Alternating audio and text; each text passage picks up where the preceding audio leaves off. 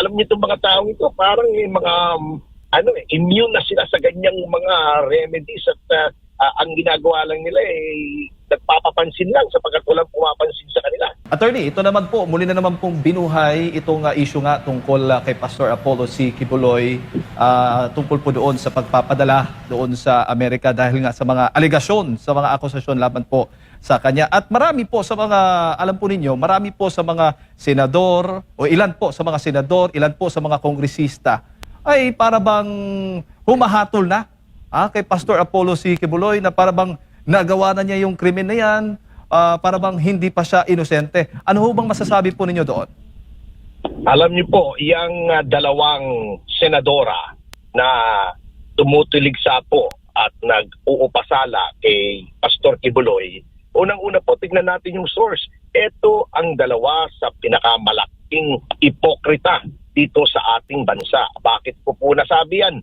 Umpisahan po natin kay Senadora Risa Ontiveros.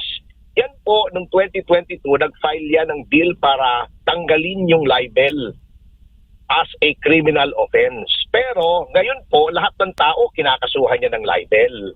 Ngayon, ito namang si Senator, hindi na pala, Congresswoman Laila De Lima, napakapangit po niyan.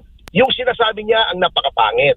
Sapagkat alam niyo, yung sinasabi niya na parang hinahatulan na niya si Pastor Quiboloy, iba po yung sinasabi niya nung siya naman ang nasasakdal sa 3 kaso ng drug pushing.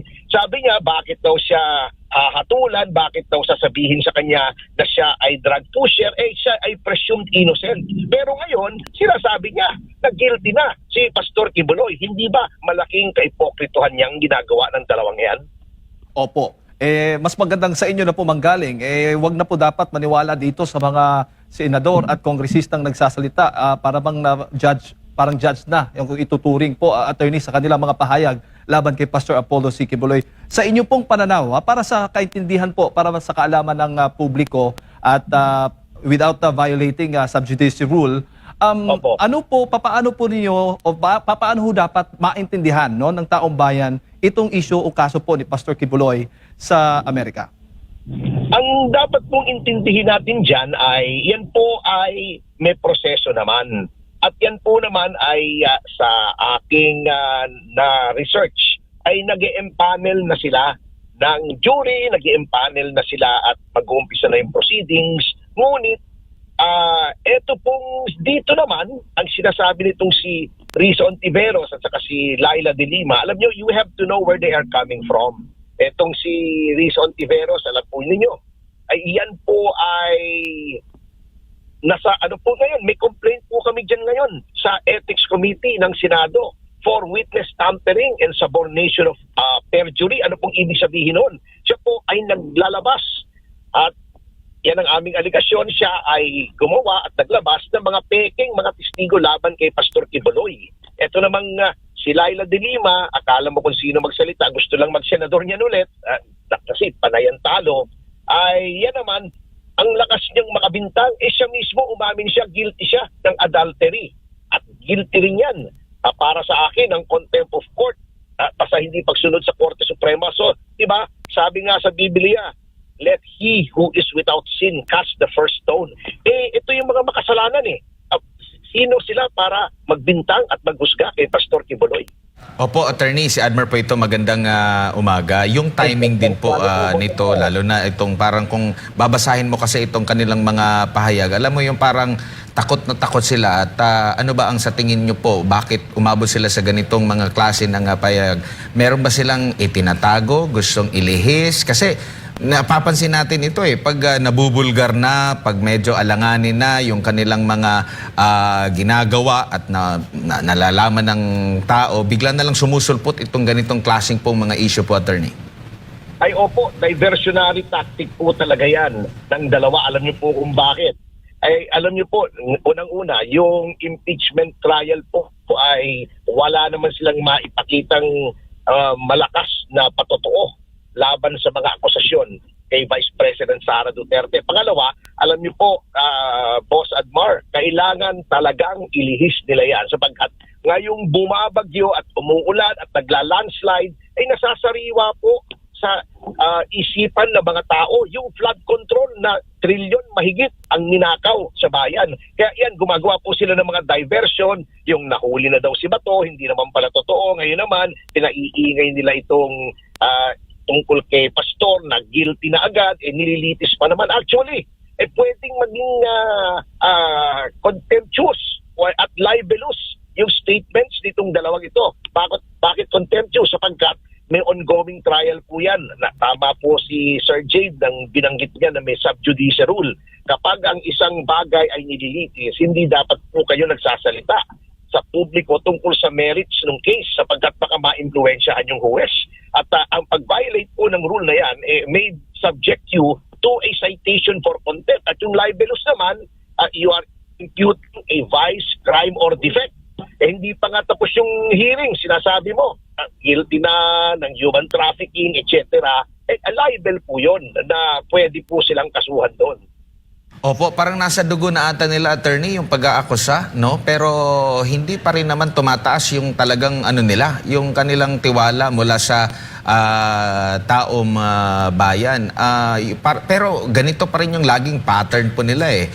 Sa tingin nila, may ganda points na may idadagdag sa kanila sa paggawa nitong mga ganito na parang animoy sila yung mga matutwid.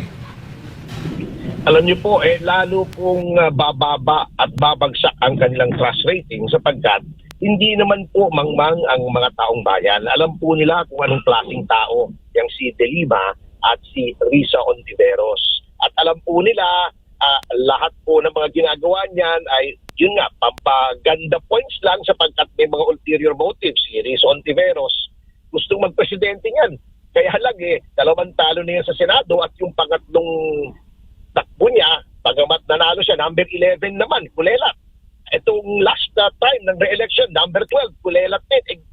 Ikaw, 1 out of 12, kulelat ka pa, gusto mo pang 1:1, paano nanalo? Si De Lima naman, incumbent yan, tumakbo ng senador, re-election, talo. Sapagkat sirang-sira na po ang kredibilidad nila. And I do not think they can do anything para tumaas pa ang kanilang trust rating. Sapagkat booking na po sila ng ating mga kababayan.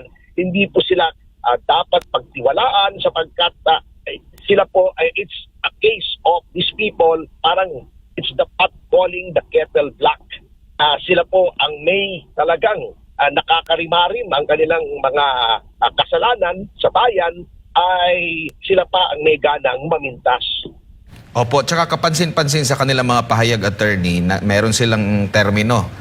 Kung sa impeachment trial, meron sila yung terminong unusual at kung ano pa. Dito naman sa kanilang mga pahayag, gusto nilang wakasan daw yung impluensya na meron pa si Pastor Apollo C. Quiboloy na alam ng nakararami ng mga taga-KOJC na mabuting impluensya si Pastor Apollo, pero sila gusto nilang wakasan daw yung impluensya. Pag mga ganito po mga statement, abay takot na takot pa rin sila dahil alam nilang mapupuruhan talaga at malbubulgar kung ano man sila, attorney. Ayaw po, tama po yun. Alam nyo, yung mga ganyang salita is not only a violation ng kanilang sinumpaan. Paano kung magtitiwala sa mga taong yung sinumpaan nila? Bilang mga public officials ay nilalabag nila. Ano yung sinasabi ko? Noon sumumpa po sila bilang senador, bilang kongresista, sila po ay nanumpa na ipagtanggol ang lahat, ang konstitusyon at lahat ng batas ng ating bansa. Anong nasasaad sa konstitusyon? A person is presumed innocent until proven otherwise. Nilalabag po nila yan. Ano pa yung sinasabi nilang wakasan ng impluensya ni Pastor Quiboloy? And that is a direct attack on a religious belief and a church, yung Kingdom of Jesus Christ. Bakit po gustong wakasan ang impluensya ng isang pastor samantalang may freedom of religion po tayo, lahat ng tao ay malayang mamili ng kanilang pananampalataya, depende kung sino po na mangangaral ang kanilang pinaniniwalaan. So, yan po lahat dyan lamang makikita nyo. Opo. Opo, attorney, sa nakikita nyo po, pwede na silang sampahan kasi may nabanggit po kayo kanina na libelous. So, pwede silang sampahan ang kaso ngayon? Ay, opo.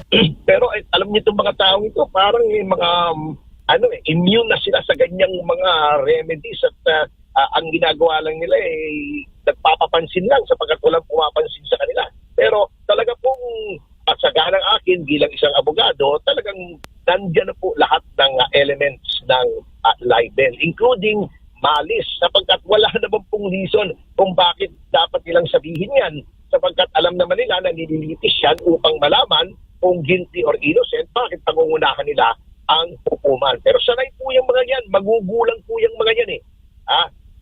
Opo. Attorney, si Jade po ulit, ito bang nangyayari kay Pastor Apollo C. Quiboloy na kahit nakakulong na, ay talagang malakas pa rin po ang impluensya, kaya yan po ang tinatarget nila ngayon?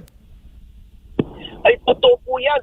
At ang takot po sila, kita nyo po nung nakaraang eleksyon kung saan tumakbo po si Pastor Quiboloy bilang senador.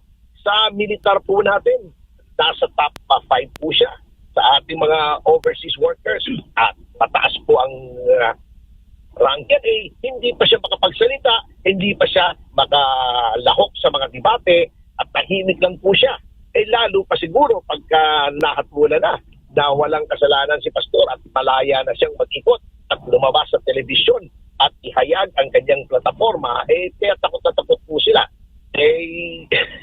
Alam niyo, itong mga ito walang kapag-asa ito sa national office Kaya natatakot sila sa isang leader na hindi lamang leader spiritual, kundi leader na pinaniniwalaan ng mga botante ng ating bayan. Opo. At ngayon lang din ho kayo nakakita ng ganito na kahit nakakulong na, binabanatan pa rin. So ibig sabihin talaga napaka-powerful, no, yung influence ni Pastor.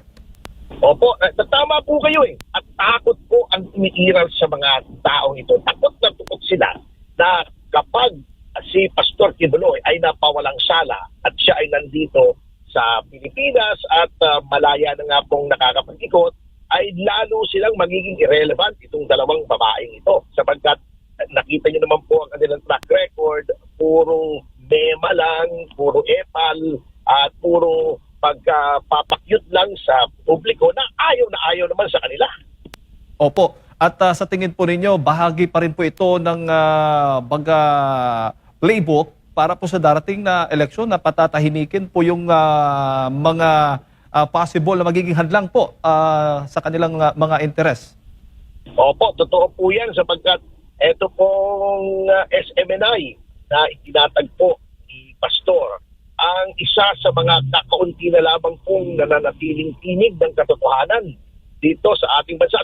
Alam kong nagugulat sila at natatakot na palakas po ng palakas ang viewership ng SMNI kaysa sa mga ibang mainstream na sa palagay ng ating mga kababayan ay masyadong matindi ang bias at masyadong kumikiling sa linya ng administrasyon at tumutulong sa pagsupil ng katotohanan. So dyan po sila yung organisasyon ni Pastor Quiboloy, yung SMNI, yung DCAR, ay tuloy na nagsahimpapawid ng tunay na storya at yung mga nasa likuran ng mga pangyayari na pinagtatakpan ng ibang mga media outlets. Opo. Attorney, siguro yung mensahe na lamang para sa lahat po ng ating mga kababayan nanonood po, nakikinig po sa inyo sa mga oras na ito. Opo, ang mensahe ko lang po, mga kababayan, sa patuloy na pagsisikil ng ating karapatan sa pamamahayag, sa freedom of speech and of expression. Huwag po kayong matakot sapagkat kailanman ang katotohanan ay hindi maaaring daigin ng kasinungalingan. Sabi nga po ni Propetang Isayas, doon sa kanyang sinabi sa Biblia, sinasabi niya, sa bayan ng Diyos, huwag kayong matakot, ako'y sumasa inyo. Huwag po tayong matakot, tuloy-tuloy lang po tayo para sa katotohanan, sa paglaban sa harap ng maraming mga pagsubok na ating mararanasan pa.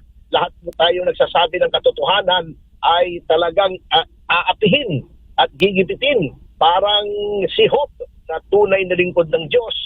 Matatapos din po yan at mananaig din po tayo. Maraming salamat po.